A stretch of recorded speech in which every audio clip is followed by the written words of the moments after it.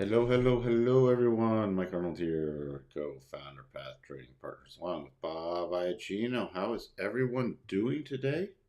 Again, thank you for everybody on YouTube, ShareVision, Twitter, Facebook, watching the live stream, tuning in each day. By the way, if you are new here, please do consider subscribing, ringing that bell, and hitting the like button. Longer term viewers, leave some comments and hit the like buttons. And if you're on other channels, please follow me however that is appropriate so we can keep streaming to multiple places. So, real quiet today in terms of uh, stuff coming out, wholesale inventories at 9 Central Time, and then the rig count, which will be interesting just because of the situation with oil, but nothing huge. FOMC still 81%. Gamma now 45.30 is a flip, so it's slightly in negative, but we're not far off from there. We're sitting right around that 4,500. We don't need to go through that. That was from yesterday, so that's where we sit. Let's see who's here. Good morning, Wavy. Good morning, team. Good morning, Sterling. Good morning, Eric. Good morning, Ramsey-Fall. Good morning. Still with trouble. Yep, that's 4,500 level is key. I go by George. Okay, George. You might have to remind me of a couple times, but Geo Mission goes by George, so I shall attempt to remember that, George. Thank you for introducing yourself. It's nice to know people's real names. Lots of Fed speakers next week. Yep, the Fed's just going to keep talking. Good morning, Ken. Good morning, Lauren. All right. So a bunch of the crew is here. Good morning to everybody on other platforms. I see we got a number of viewers on ShareVision too. So let's see. Wavy already talked about the 4,500 level, slightly above there. It keeps getting rejected. So that is key. I'm keeping an eye on this on the open. This does not invalidate it. It's a flat bottom double top. So that's what I'm watching. If we start breaking below about 44.90, what is that? 44.91.75, we could see a quick little retracement. The levels then are 44.80, 44.74.50, 44.68.75. That's what I'm watching on the open. Other than that, we've tried to stall out. I'm just going to pull off these levels at this point from the channel because really if we rally back up, the area I'm focused on is right around 45.26. Let's fine tune that and switch cameras. 45.26. Let's take it up just a hair. About 45.12. Then let's see. 45.12 and then right around 45.26. Those are my two levels to the upside I will be focused on. See, we tried to poke above the harmonics a couple times and just reverse creating that double. We can just see where this would take us. Yeah, 45.26 to 45.29 would be my next level. If we go to the upside, we might be in for a choppy Friday. Remember, earnings start next week.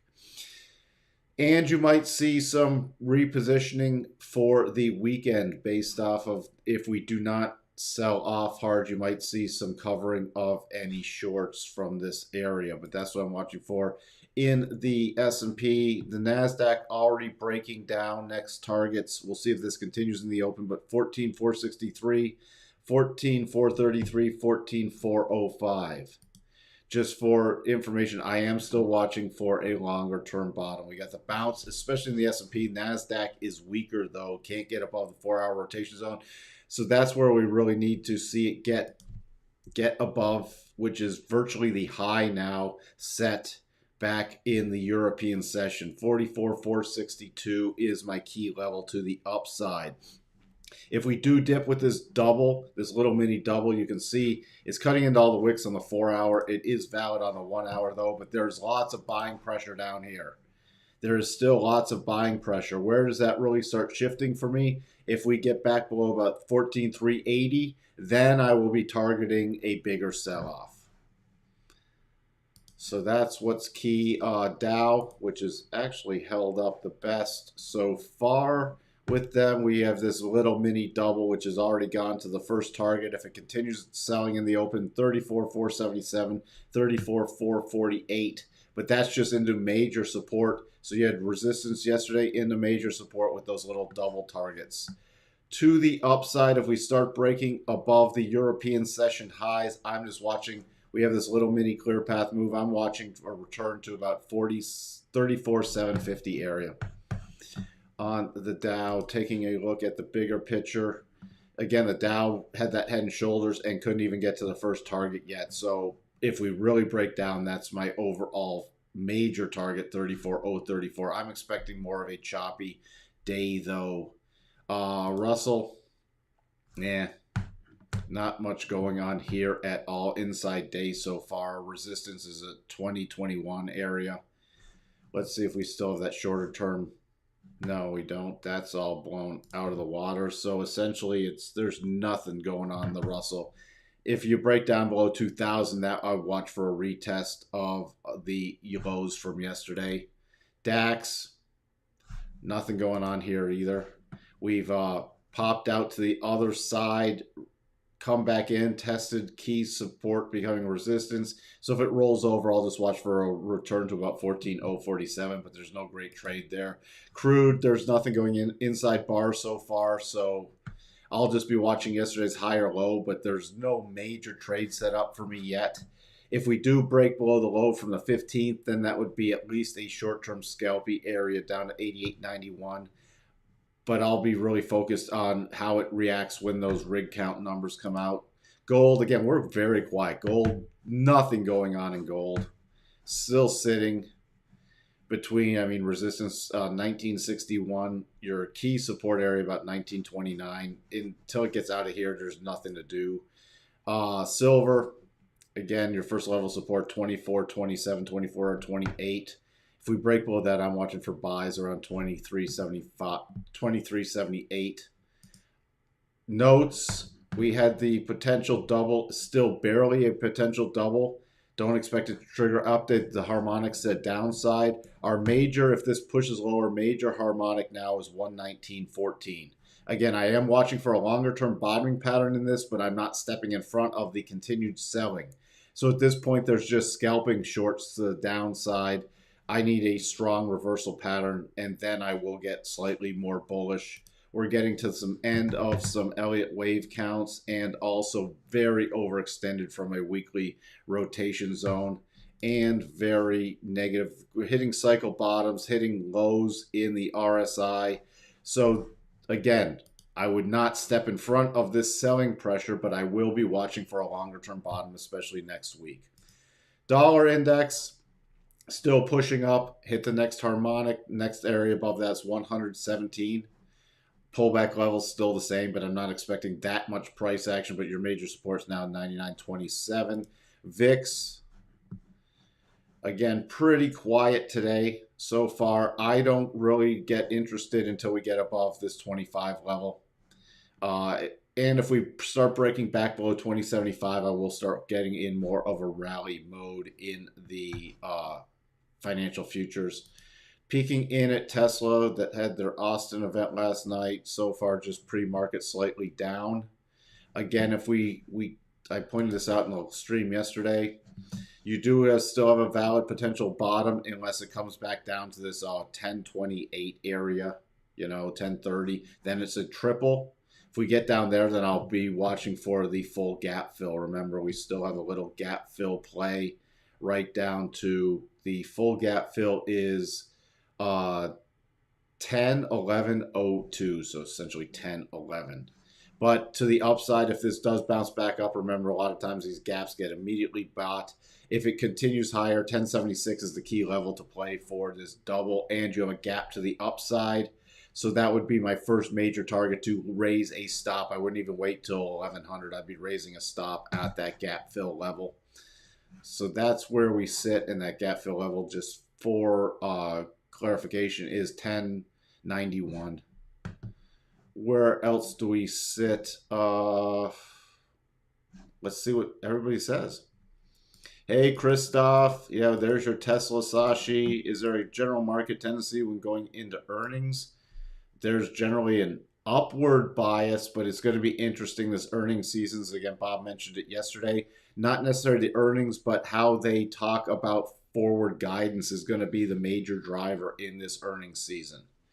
So if you even beat and then your forward guidance is bad, we could see some selling pressure come in. So that's going to be key this earnings season, but earnings season generally has an upward bias. It's just based off these market conditions, it's going to be interesting. DAX has confirmed not triggered 1 hour double bottom. I did not look that down. I was not looking at much in the DAX, but we shall take a look at that. There's your 1 hour double bottom confirmed but not triggered. Thank you for pointing that out. Yep, and I'd really be focused if it does rally back up. The second target is the one that would virtually be the full area I'd be looking to take profits on, about 14,557. UEC.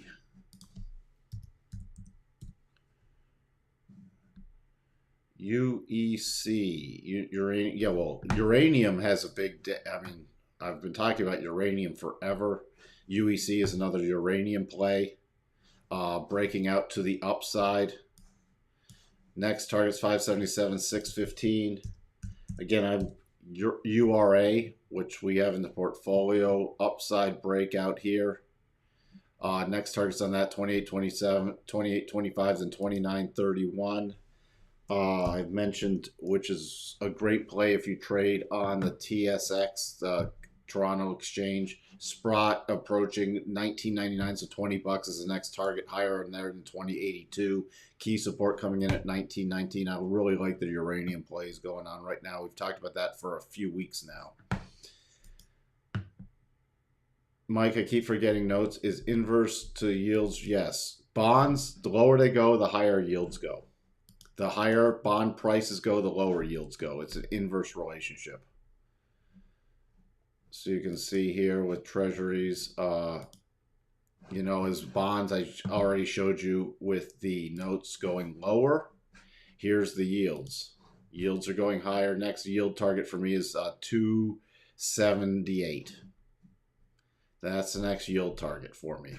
And again, you see on yields how extended they are getting right now. So we'll be watching for a pullback in yields once we get a major topping pattern and a rally in the notes and other things, like you'll probably see the rally in some longer term duration bonds. But again, don't step in front of anything. Yield curve still it's a little flat today, but still in its steepening mode, and that's the real signal for the recession play. Not that it went negative, it's when it pops back above zero. So even if it comes back down, tests this area, and then continues to rally, that's really the recession play right there. Other than that, not seeing much going on in crypto, just a little mini double top that's triggered. So I'm watching for the pullback now to 41,000. And it could be a quiet Friday. I'm not really. Twitter's starting to roll over. We can take a look at Twitter. I'm watching for, I told you I've been watching for the other gap fill also. Twitter pre-market slightly down, but we start getting below 45. Then I'm targeting this gap fill. I would not ignore the 40-60 area, right? This little prior resistance becoming support, and right in front or right behind the 87.5. So I would be targeting in this area, not necessarily the full gap fill right away. So that's what I am keeping an eye on, especially with this little pattern and rolling over here, holding the 50% harmonic. So that is key right here. 46.93, but then it's 45.03 is the last line in the sand for the bulls before it shifts to bearish on Twitter. Already did Tesla. Let's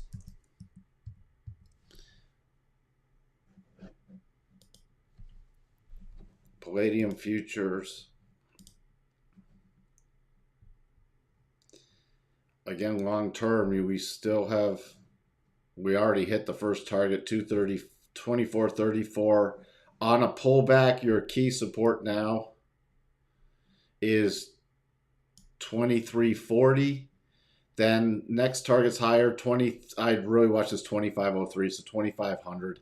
And then 25.72, 25.72 right at this topping area. If you start breaking above 26.23, this is where I definitely keep something on up here because you could have a major run higher. And this is still playable on pullbacks. I don't know what they'll be this afternoon. I'll probably jump on. I don't know if there'll be a classroom session or just a Q&A session today. I'll jump on this afternoon. I don't have anything lined up just yet. Back to Tesla, just real quick for the recap.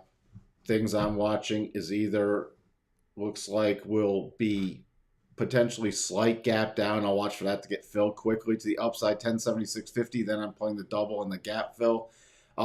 If we break down below roughly about 1027, then I'm watching for the harmonics, but then the full gap fill to the downside. So it's either a breakout or breakdown play. That's all I'm watching right now. Other than that, again, if you don't have 5-minute double top, I'm not worried about a 5-minute double top, but yes, there's a 5-minute double top if it does gap below there. But here's your little targets on that 5-minute. Back to 1045. Does that change anything? Nope. Because it's still my longer term play is breakout or breakdown. If none of those trigger, there's nothing to do. And again, if there's no great trigger on the S&P or anything else, it's more sit on the hands and wait for earnings next week and wait for the Sunday night open and don't force anything today. That's the thing that you should keep in mind. If you don't have a trade, remember end of week. Trying to put in a bottom, but end of week it could be next week really starts kicking off some more volatility again. So if you don't have a trade, don't force it. Until then, I'll talk to everyone later. I'll check in this afternoon.